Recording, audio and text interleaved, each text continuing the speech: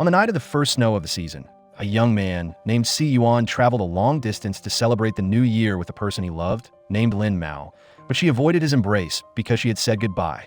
She wanted to love a few more people in order to choose the most suitable marriage partner.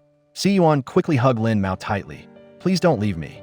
"Lin Mao, have you been playing with me for the past 2 years? Are you greedy for fame and profit and have never loved me?" But no matter what Si Yuan said, Lin Mao still chose to leave him. 15 years later, Si Yuan was the general manager of the MZ Group, and Lin Mao became his mother's capable secretary.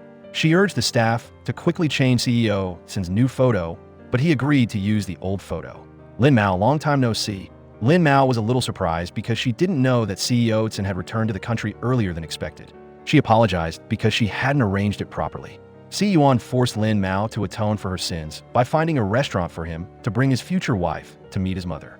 He quickly clipped a ribbon into her hair as a gift for seeing her after a long time. Lin Mao saw Si Yuan's girlfriend named Su Pei and asked permission to go ahead and meet Su Pei by order of the chairman. Lin Mao reminded herself to work like a robot and not to be compassionate. Lin Mao conveyed the chairman's words, wanting Su Pei to withdraw from the entertainment industry if she married Si Yuan. Lin Mao thought that marrying into a wealthy family was like imprisoning yourself in a prison, and if you don't sacrifice, how can you serve your future mother-in-law well? Moreover, Si Yuan wasn't the male lead in a romance novel and changed girlfriends like changing clothes. Lin Mao kindly reminded her, hoping that Su Pei would know when to retreat. "Lin Mao, am I like that?" Si Yuan warned Lin Mao not to bully his fiancée. He saw that she was used to being a henchman, so her life outlook was distorted. Lin Mao waited for an answer from Su Pei and asked permission to go ahead. Su Pei urged Si Yuan to see her off. He questioned how many times Lin Mao had done this kind of thing. She thought that she was only performing her mission, and if CEO Sin paid double, she could also consider supporting him wholeheartedly. Si Yuan asked her if she had no opinion and just did what his mother said. Lin Mao didn't care about other people's views because they couldn't exchange them for benefits or insurance money. Si Yuan advised her to find a real boyfriend when she was free and not to sabotage other people's feelings because he couldn't live without women. If Lin Mao chased Su Pei away, who would come to fill the void? "I also want to love a few more people in order to choose the most suitable marriage partner." Lin Mao returned the hairpin, not bothering to argue with Si Yuan. At the moment of seeing her in the elevator, Si Yuan recalled the first kiss between them. "Lin Mao, it's nice to see you again." She went to report to the chairman. Lin Mao thought Su Pei was very classy, but Mrs. Sin thought Su Pei was only suitable for dating and couldn't shoulder the responsibility of marriage. That Sin's daughter-in-law had to tame Si Yuan first. Just then, he came home, reminding his mother to remember that Lin Mao was a secretary, not a marriage consultant, and he was just dating, not under criminal investigation. Mrs. Sin scolded her son for making headlines all over the news, affecting the image of the group. Si Yuan remembered that the news all praised how well they matched, and his mother ordered the secretary to bite people everywhere. Mrs. Sin was angry and accidentally slapped her son in front of Lin Mao. Seeing Si Yuan sitting on the stairs, Lin Mao gave him an egg to roll on his face. It just so happened that he was hungry, so he peeled it and ate it. Lin Mao thought that Su Pei was very different, worth Si Yuan arguing with his mother. He reminded her not to just point and comment on the private life of her superiors. He still had the habit of letting her eat the egg yolk. At the MZ Group, Chairman Sin remembered that Lin Mao had been his secretary for nearly 15 years. She gave her the task of bidding for the space under the largest shopping center in the country to enhance the image of MZ's high-end coffee. If successful, she would recommend Lin Mao as the director of strategy. Looking at the reminder that there were 60 days left until the end of the 15-year period, Lin Mao remembered that Mrs. Sin came to the hospital that day to see her mother. She agreed to pay all of her father's surgery and medical expenses on the condition that she stay away from Si Yuan. She understood that her son would not end up with Lin Mao. One family was selling real estate forever without anyone buying it, and one family started from real estate. But she knew that Lin Mao was very good at studying, so she gave her a chance to leave Si Yuan to follow her. After 15 years, if Si Yuan and Lin Mao were not married, she would not interfere in her children's affairs anymore. Lin Mao secretly looked at the silhouette of her ex-lover. Unexpectedly, her heart was still throbbing because of him. "I met Si Yuan in front of the convenience store." Lin Mao asked him if he wanted to show off how much he had improved by drinking in a nightclub. "Lin Mao, don't call my name and don't laugh." Lin Mao guessed that he was upset because he had argued with his girlfriend. Si Yuan remembered that Su Pei wasn't as difficult to coax as someone else. He wanted to hire Lin Mao as a collaborator so that Su Pei couldn't leave him. She agreed, telling him to transfer a small deposit. She received 100,000 yuan and advised President Sin to spend more time with his girlfriend. He should comfort her instead of sitting here talking nonsense with her. But Lin Mao didn't know that Si Yuan's heart always hid her silhouette, and she had never stopped missing him. Early in the morning, Si Yuan had prepared fresh flowers. He invited Secretary Lin to stay and have breakfast with him. He chose for a while, and then gave her the simplest loaf of bread. He wondered if Su Pei would be touched if she knew that he had meticulously made breakfast for her. Lin Mao guessed that Su Pei would take pictures and post them online so the whole world would know that she had a good boyfriend. Si Yuan thanked Lin Mao for her advice last night, which prompted him to take practical action. If he got married, he would definitely invite her to sit at the main table. He had asked his mother to give her a day off to bring food to the film set with him. Lin Mao was so angry that she choked, but still didn't bother to drink the glass of milk that Si Yuan poured. Arriving at the film set, Si Yuan coaxed his girlfriend. Su Pei wasn't satisfied, demanding that Secretary Lin apologize to her. She didn't expect that as soon as Si Yuan looked at Lin Mao, he would be like a lost soul. He advised her to maintain harmony and not to provoke his mother's capable henchmen. But Su Pei was petty, demanding that Secretary Lin apologize to her. Si Yuan had no choice but to come over and ask what the two secretaries were discussing. The staff member named Xiao once said that they were asking Secretary Lin for dating experience. But Lin Mao only loved one person and was deeply hurt by a bad first love. Si Yuan told Lin Mao to quickly apologize to his fiancée. She thought that she was acting on the chairman's orders and hadn't made a mistake with Su Pei, and he always had a lackluster breakup in the past. So why was it different this time? Si Yuan emphasized that Su Pei was the only one in his heart. Lin Mao tried to hold on to her nearly broken heart and went to apologize to Su Pei. She pretended to be just joking with her boyfriend, but she didn't expect Si Yuan to take it seriously. Su Pei asked Secretary Lin to give her advice on choosing a diamond ring and wedding dress next time. On the snowy night, Si Yuan asked Secretary Lin to take him home, but he couldn't bear to let her drive. Lin Mao questioned whether being a boss meant being able to order others around at will. Si Yuan looked up at the white snowflakes, suddenly remembering a face he wanted to see every day. He used to find all sorts of reasons to talk to her. In the car, Si Yuan asked if Lin Mao was unhappy because she had to apologize to Su Pei. Why do you think a slave would dare to have feelings? Si Yuan wanted to take Lin Mao home so that she could persuade his mother to accept Su Pei. Lin Mao reminded Si Yuan to solve his own problems and not to bother her anymore. Si Yuan, stop pulling me in between you two because we are not friends. I'm afraid that Su Pei will fall into a deadlock and force you to choose between two girls. Lin Mao, I choose you because my mother can't live without you, and I can't live without my mother. Lin Mao forced a smile and wanted to go home to report to the chairman herself, but Si Yuan waited for her to go home. Lin Mao questioned how he knew her home address. Si Yuan saw that she wasn't welcoming. Could she be hiding a man in the apartment? Si Yuan, I'm angry. Lin Mao, today is your birthday. Lin Mao had no choice but to let him into the house, but she had never seen anyone come to celebrate a birthday empty-handed. Unexpectedly, Si Yuan guessed her reaction, so he had ordered a cake early. He looked at the room like a museum and acknowledged that she was very focused on her work. He discovered that she still kept old things and asked where his cup was.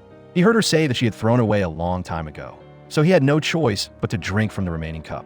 Waiting for Lin Mao to blow out the candles, Si Yuan asked if she wished to find a boyfriend or get rich overnight. Lin Mao wanted both because adults don't choose. Lin Mao, do you still miss me? Lin Mao reminded Si Yuan to remember that she was the one who proposed the breakup first. She drank a can of beer and wanted to play the honesty game with him. Si Yuan, how many women have you slept with in the past 15 years? 1 hand, 2 hands, or 3 hands are still not enough to count. Lin Mao sighed and continued to finish her ice-cold can of beer. She asked if he didn't want to know how many men she had slept with. Si Yuan, ask away, I can answer you. Why don't you ask me? Lin Mao, you're drunk. He snatched the beer and finished it for her. But, Si Yuan, I'm really upset. He carried her to bed and reflected alone on the sofa. The passionate kiss, filled with longing, made Lin Mao not know if it was real or a dream. She looked at the living room, which no longer had any traces, and told herself to be more sober. Just then, Si Yuan returned, urging her to go eat breakfast. He said he'd also been drinking, so he had to stay in the living room for the night. He told her not to wear high heels to avoid missing the shopping center bidding. Arriving at the demand shopping center bidding, Si Yuan met his biggest competitor named Qi Xing. He praised Si Yuan for just officially going public with a female star and then spending the night at his secretary's house.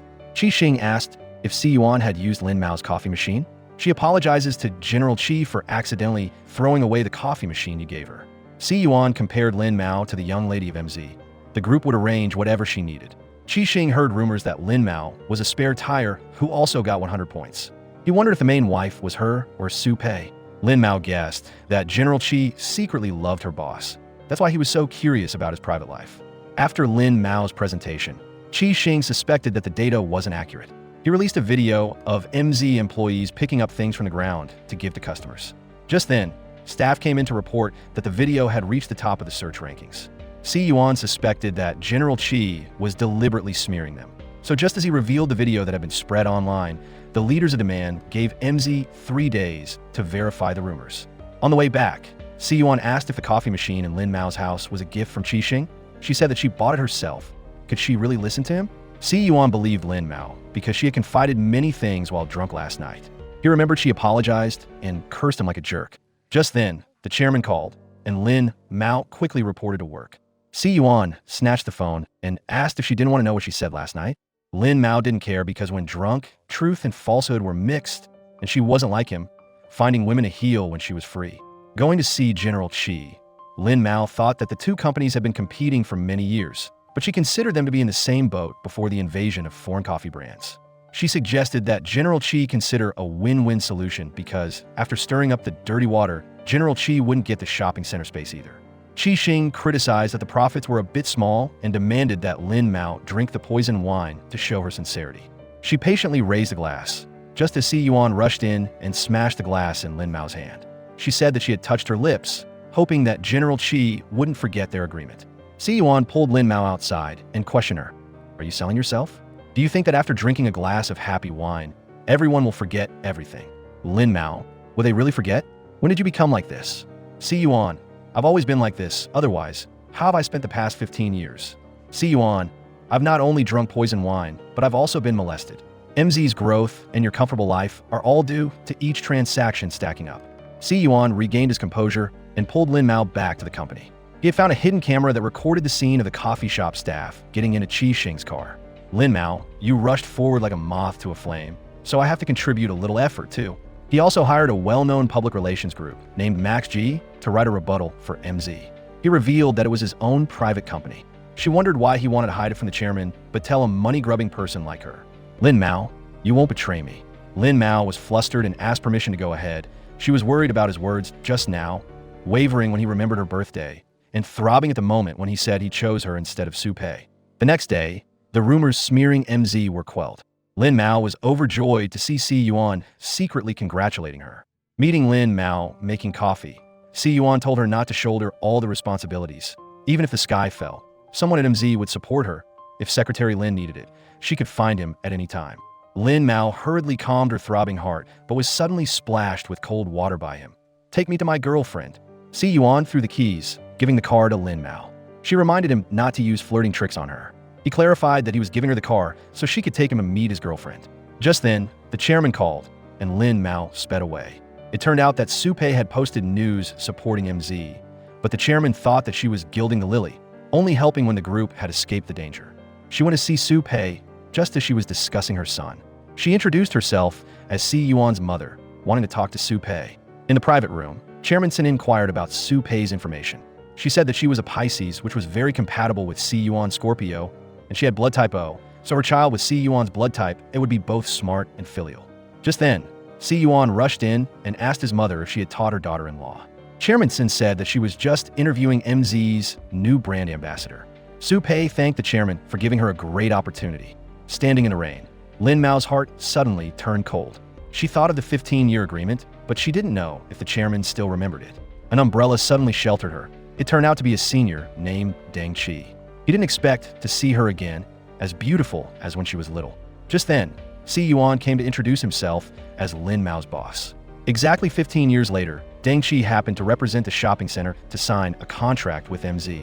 At the discussion table, Si Yuan deliberately squeezed in between Deng Qi and Lin Mao. Deng Qi praised President Sin for being approachable and even making coffee for his secretary. Si Yuan also praised General Deng for clearly showing his Adam's apple, very masculine. Surely many girls are pursuing him. Deng Qi didn't dare to compare with President Sun, who was climbing to the top of the search rankings. Lin Mao finally successfully bid for the shopping center space. Si Yuan told Lin Mao to stand back so that he could shake hands with the partner. General Deng was very much looking forward to cooperating with MZ. On the way home, Lin Mao questioned Si Yuan why he was acting childish in front of so many people. He said that Deng Qi was staring at her, so he couldn't bear it. Lin Mao thought that two single people both had the right to like each other, and she reminded him that he was about to marry Su-pei. Don't worry about his ex-lover. On the way home, Si-yuan said he was helping his girlfriend rehearse her lines. Si-yuan didn't expect Su-pei to get so into it that she sobbed. Su-pei wanted her boyfriend to comfort her, but he avoided her kiss. Su-pei questioned if he hadn't let go of his old feelings for Lin Mao yet. Si-yuan didn't answer and took her to sign a contract with MZ. Su-pei admired ordinary people like Lin Mao, comfortably being ambiguous and not being afraid of paparazzi. Lin Mao told Su-pei that if she wanted to retire, remember to report to Chairman San. Si-yuan told his girlfriend to go home first because he was busy meeting with the product department. Lin Mao remembered that CEO didn't have any schedules for today. Waiting for Si-yuan in the parking garage, Su-pei forced him to take her home.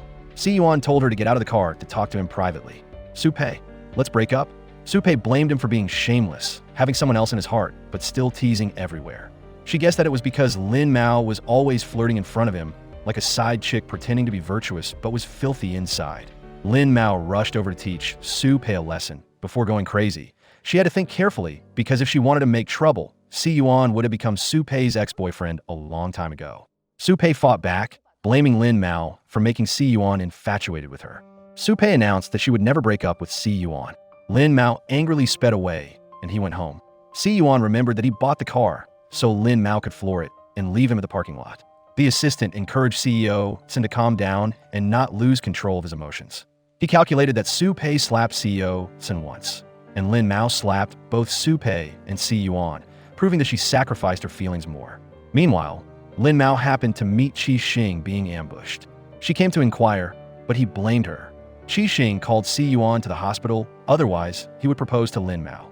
Si-yuan hurriedly came to ask who General Qi had offended. Qi Xing said that Lin Mao appeared too timely, so he suspected that she hired someone to beat him.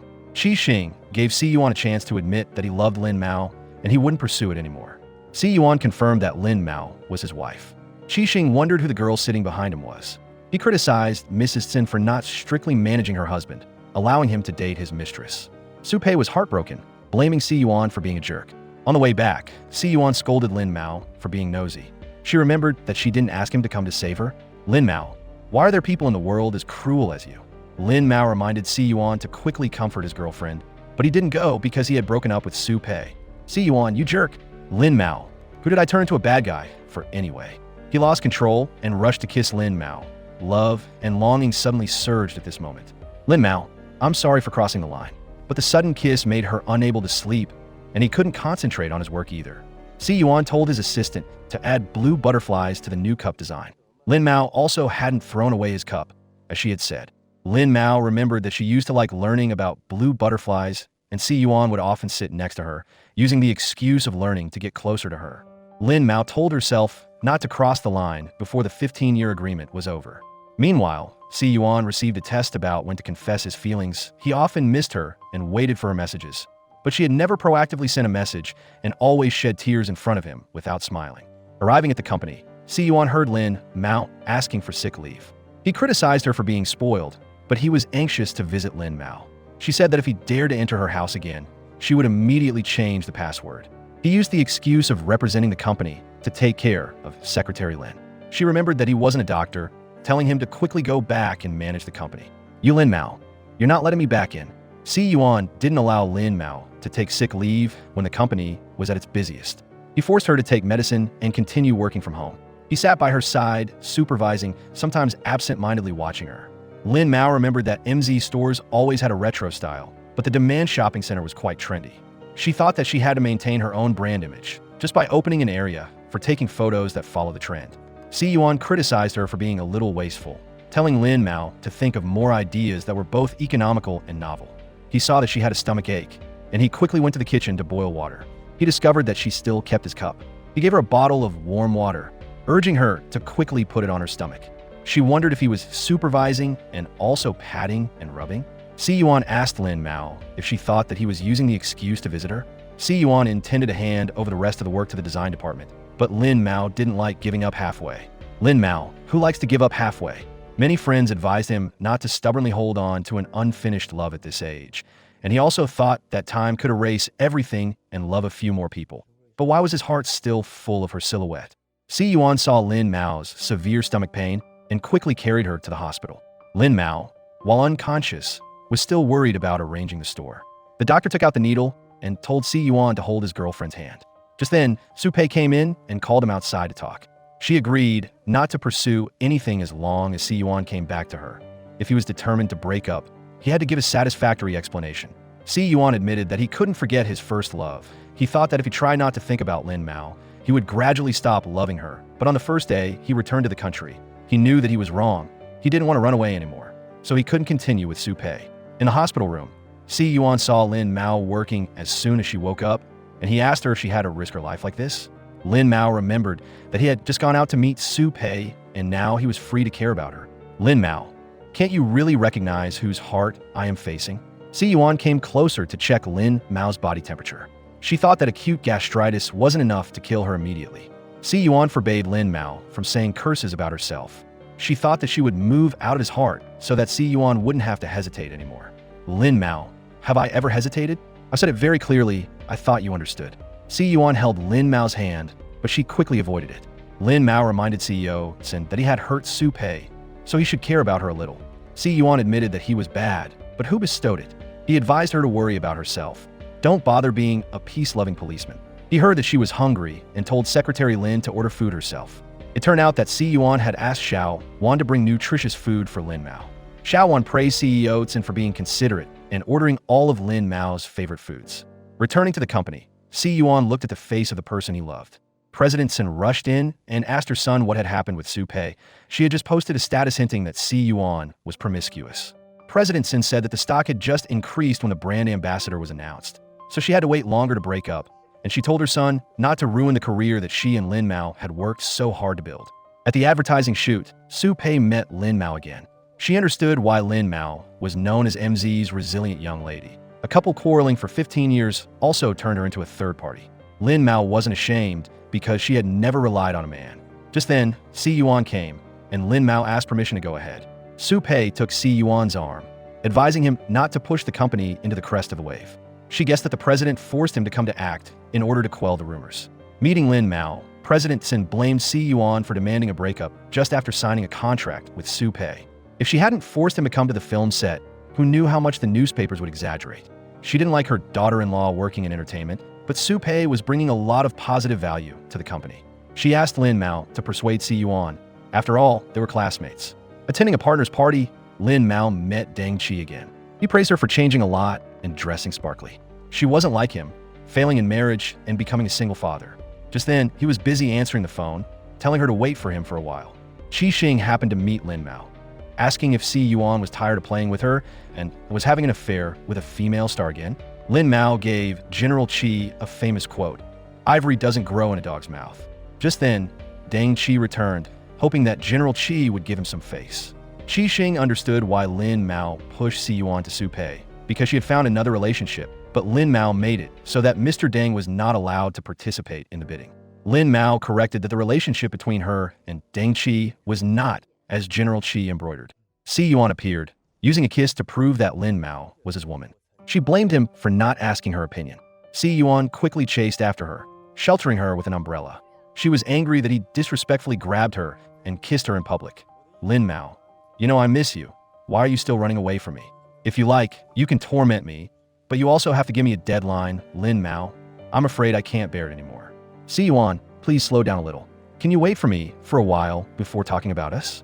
Lin Mao, come back to me. Si Yuan, if your heart still remembers me after all these years, then we have never separated. On the cold, snowy night, the warmth from Si Yuan's lips made Lin Mao's heart blaze. Perhaps after 15 years of separation, no words were as necessary as a prolonged kiss, as if they had never been apart. The next day at the company, Si Yuan was only waiting for Lin Mao to arrive. Then he pulled the curtains and pulled her into the room. He closed the door tightly and pressed her against the desk. He gently touched her fingers, wanting to be close to her breath. Lin Mao, do you need me to serve you further? Lin Mao pushed Si Yuan away a little to gently tie his tie for him. Si Yuan's deep eyes locked onto Lin Mao, and without a word of warning, he picked her up onto the table, his lips covering her fiercely and possessively, carrying the gasps of both people in the office. Just then, the assistant came in to report on work, feeling that he had committed a great crime against his boss. Meeting Lin Mao in front of the elevator, CEO Sin, for the first time, force his employees into the crowded elevator because he could take the opportunity to secretly hold the hand of the person he loved. They worked overtime until late, occasionally looking at each other. "Lin Mao, come here so I can charge you." Lin Mao refused because she didn't want to be a sheep entering a tiger's mouth. Si Yuan had no choice but to wait for Lin Mao to get off work and gently hold her hand. He demanded to go home, but she didn't agree. Si Yuan pressed Lin Mao against the table and asked if she really wouldn't let him into her house. If so, he only had a way to release his secret longing here. He leaned down to kiss her urgently, as if wanting to vent all the restraints after a day of busy work. The sound of the elevator bell made both of them scramble under the table. They unexpectedly discovered that two assistants were also secretly dating. Just then, a design department staff member went out and asked Xiao wanted to go out for a late-night snack. Returning home, Lin Mao, Si Yuan finally got to kiss her comfortably. He paused for a second, feeling the fire of love burning in his body. He wanted to taste the ice cube, but it had to carry the sweetness of her lips. He put her on the sofa, hurriedly kissing Lin Mao's body. She quickly stopped him, afraid of an unwanted pregnancy. "Lin Mao, I want to have children with you." Lin Mao remembered that she hadn't eaten dinner, but Si Yuan no longer had the mind to eat. She pushed him away and hurriedly ran out of the house. Si Yuan had no choice but to play music, imagining her silhouette filling the room. Just then, Deng Qi came to find Lin Mao, causing Si Yuan's mood to suddenly sink. Lin Mao returned home and saw the two guys arguing in front of the door. So she set the table and urged Si Yuan to pour water to invite his senior. Si Yuan took the opportunity to show off his and Lin Mao's couple cups. Deng Qi wondered if the two were together. He heard her deny it and comfortably stayed for dinner. He remembered that when she was 5 years old, she had agreed to be his wife. Lin Mao saw the two childish guys fighting to pick food for her. Just then, Deng Qi received a phone call that he had to return to the company urgently. He thought that Si Yuan wasn't Lin Mao's boyfriend, so he shouldn't stay any longer. Si Yuan turned back to get his coat, taking the opportunity to close the door and kiss his future girlfriend goodbye. He went downstairs, pretending to be on the phone, in order to send Deng Qi home first. He ran to find a convenience store and bought all the birth control products available at the store. Meanwhile, Lin Mao knew that Si Yuan would return. He used the excuse of not being full to carry her into the bathroom. Hot water flowed down like a thin mist, blending with his gasping breath. His lips found her lips, a kiss both wet and intense, as if wanting to dissolve her into every cell of her body. Early in the morning, Si Yuan got to see the girl he loved in the kitchen. He wanted to build a home with her, the person who had possessed his heart for so many years. Lin Mao said the hot pot, a boyfriend, and fireworks were a childhood dream. "Lin Mao, let's watch fireworks together later." Meanwhile, the manager named Lisa arranged for Su Pei to meet General Qi. Su Pei didn't want to betray MZ, so she scheduled to cooperate with Via after the contract expired. Lisa said that General Qi was paying 3 times as much and also paying the contract compensation for MZ. Su Pei had promised to bring profits to the management company, so she had to follow orders. Meanwhile, President Sun read the rumors between Si Yuan and Lin Mao. She gave Lin Mao 1 week to settle this matter. Arriving at the coffee shop, Lin Mao inadvertently met Deng Qi, just as he was going on a blind date. He asked her to sit at the next table to check out the object for him. She was straightforward and also interested in Deng Qi's elegance. But when he said he had a child, she asked permission to go ahead. Deng Qi was used to such blunt rejections. He didn't need to remarry, but his son kept asking for a mother. He made a request that was a little abrupt, hoping that Lin Mao would agree to let him wait for his future girlfriend at home. Si Yuan knew that Deng Qi had taken her home, and he was jealous, pulling her closer to him. Lin Mao coaxed him. "Si Yuan, please give me a day off." She said that Deng Qi had asked her to attend his son's birthday. She felt that the boy was very pitiful without a mother, so she agreed. Si Yuan objected because he also didn't have a father. Lin Mao flattered Si Yuan, even calling him twice husband. Si Yuan was moved, telling her to come back before 8:30 p.m. to watch a movie together as scheduled. The first time she met Lin Mao, the boy named Cheng Cheng ran to hug his mother's legs. Lin Mao said that she wasn't Cheng Cheng's mother, but the boy didn't believe it. She gave Cheng Cheng a rescue dog toy that he loved the most. Deng Qi watched Lin Mao play with Cheng Cheng, celebrating his birthday with the two fathers and sons, and he felt incredibly warm. Cheng Cheng wished that Lin Mao would really be his mother. Lin Mao told Cheng Cheng not to call her mother arbitrarily. She knew that it was past the time to return, but she couldn't bear to disappoint the boy. Meanwhile, Si Yuan was waiting for Lin Mao. Each passing moment felt like an eternity to him. Finally, Lin Mao returned, but Si Yuan had fallen asleep on the sofa. She looked at the 2 movie tickets on the table, guessing that he had waited for her all night. She gazed at him, not daring to wake him, even though she had to go on a business trip early in the morning. She had no choice but to bring her longing for him to the city of Lam alone. but she didn't expect him to arrive one step earlier to pick her up. Si Yuan opened his arms wide to welcome the person he loved into his arms. He blamed her for being heartless, returning late without calling or texting. Lin Mao promised that she would constantly report to Si Yuan next time. Lin Mao, I'm afraid that people will take you away, afraid that you will have bad luck, afraid that you won't need me anymore. Si Yuan carried Lin Mao into the room, forcing her to make up for the fear in his heart. He pressed close to her body, slowly savoring the taste that belonged only to her. He took off her shirt, entwined with her for a long night. But the next day, Lin Mao heard that the workers were going on strike to demand advance wages. She assured them that she would pay every single wage without missing any by the deadline, but they threatened to smash the store if they didn't receive the money. Si Yuan ran to protect Lin Mao, unfortunately getting injured in the head. Meanwhile, Su Pei rushed in to find Kai Xing. She questioned him for provoking the employees at the Saw Coffee Art Museum. Kai Xing reminded her that artists must be careful with their words, lest disaster come from their mouths. In the hospital, Lin Mao was panicked because Si Yuan hadn't woken up yet. The nurse affirmed that Si Yuan only had a mild concussion, and he would be healthy after more than 10 days of rest. Lin Mao asked the doctor to check him further to avoid him losing his memory. Si Yuan pretended not to wake up in order to enjoy the worry of the person he loved. Lin Mao saw him smile and breathed a sigh of relief, holding Si Yuan tightly. Lin Mao, I'm okay. Deng Qi came to visit. Si Yuan inadvertently saw Lin Mao in his arms. He knew that he no longer had a chance to squeeze in between them. Taking Si Yuan home, Lin Mao didn't dare to hold his hand in front of the president. She reported that the person extorting money was related to Qi Sheng. Mrs. Tsin thought that criminals always revealed loopholes, telling Lin Mao to continue investigating clearly. Meeting Lin Mao privately, President Tsin remembered that she had followed her for 15 years. She advised Lin Mao not to only devote herself to work, she should also get married and have children. Lin Mao asked President Tsin directly if she still remembered the reason she entered MZ, or had forgotten the agreement for back then. She engraved every word that if she and Si Yuan were still in love after 15 years, the president would not stop them anymore.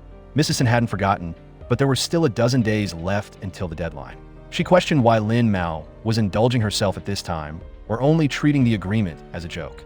She had always cultivated Lin Mao into the most outstanding candidate, but she disregarded everything for love. If Lin Mao broke the agreement today, she could also disregard MZ tomorrow. Even though Si Yuan was her biological son, she had long regarded Lin Mao as her own daughter. Returning to her home in the countryside, Lin Mao missed her father very much. She remembered that he wished to see her have a lover so that he could take her to the wedding hall like on TV. She burst into tears before her father's portrait, feeling that she couldn't hold on anymore.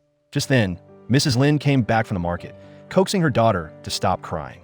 She said that thanks to Lin Mao, Lao Lin lived for 5 more years to enjoy life and then left very satisfied. Lin Mao snuggled into her mother's arms, still unable to stop shedding tears. Meanwhile, Si Yuan read a message from Lin Mao. I want to be away from you for a while to think about the next path. Si Yuan asked his mother what she had said to Lin Mao. Mrs. Tsin remembered that she had only taught her not to put herself in a weak position. But Mom, love isn't weak. Those with narrow minds are the weak ones. A person who loves and is loved is happy. Mrs. Tsin said that Lin Mao had requested a long-term leave of absence. She may have returned to her hometown, but she advised Si Yuan to give her more time. Taking her sister around the village, Lin Mao's younger sister, named Man Yi, told her to love a person who was by her side in difficult times, like their parents back then. Lin Mao knew that Man Yi had grown up, hoping that she would bravely express herself to the person she liked. Man Yi didn't need to be afraid of failure and don't miss out, because her older sister would be her strongest rear. Returning home, Lin Mao met her neighbor, Aunt Zhang. She told Lin Mao to get married quickly to bring some young energy into the house. Man Yi sent a message urging her brother-in-law to come and propose. Aunt Zhang was just matchmaking and scheduled a meeting for tomorrow. Listening to the old love song again, Lin Mao looked at her diary from back then, filled with Si Yuan's silhouette. They had watched many movies, crossed vast distances just to see each other, and written such a beautiful first love. Si Yuan, I saw the fireworks. Man Yi came in to report that she had just met a handsome guy on the bridge. Lin Mao recognized the silhouette of the person she loved and quickly ran to meet him. Lin Mao, watch the fireworks with me. Lin Mao didn't know what idiot set off so many fireworks on a normal day. Lin Mao, as long as you like it, I'm willing to be an idiot. Lin Mao apologized for hurting Si Yuan in this place before. He hoped that she would remove all the psychological burdens in the past. Lin Mao, please be selfish for me once. Lin Mao wondered why he set off so many fireworks. It turned out that Si Yuan wanted to make up for all the times he couldn't watch fireworks with her over the past 15 years. Both were moved and exchanged a sweet kiss on the cold, snowy night. He followed his girlfriend back to meet her mother. Si Yuan introduced himself, saying that he had been in love with Lin Mao for more than 15 years. He also confirmed that he would be by her side for this lifetime. So he came to ask Annie to allow him to register to marry Lin Mao. Aunt Zhang felt that it was a little abrupt and asked Mrs. Lin to ask about Si Yuan's family background. He honestly reported that his mother was the chairman of a coffee group. He had just bought a honeymoon house that he had earned himself by opening his own company. He gave her the property deed with Lin Mao's name on it, 2 bank accounts enough to buy a few more houses, and several cars that he had never driven. He also gave her his ID card, share certificate, and fertility test report for Lin Mao. Aunt Zhang acknowledged that Si Yuan was rich, but he lacked a solemn proposal. He immediately knelt down, offering the diamond ring in front of the person he loved. Lin Mao, are you willing to marry me? Yes, Si Yuan, I do. Finally, Si Yuan got to be the legal husband of his first love. At the supermarket, Si Yuan kept calling his wife as if wanting to show the whole world that he had married Lin Mao. She avoided him, asking him to give her time to adapt. Si Yuan demanded a kiss on the cheek, but he still habitually called her his wife. Lin Mao was helpless before a husband who was crazy about his wife. Meeting her, President Sin apologized to her. She said that since Si Yuan was not weaned, she and her husband had divorced. She used to think that Si Yuan's father was her true love. He was talented and had a good family background, and he loved her, just a normal girl from the countryside. He had confessed very nicely and then left her with nearly 30 years of loneliness. She cried and begged, but she couldn't keep his heart. So she didn't believe in love in men, even her own son.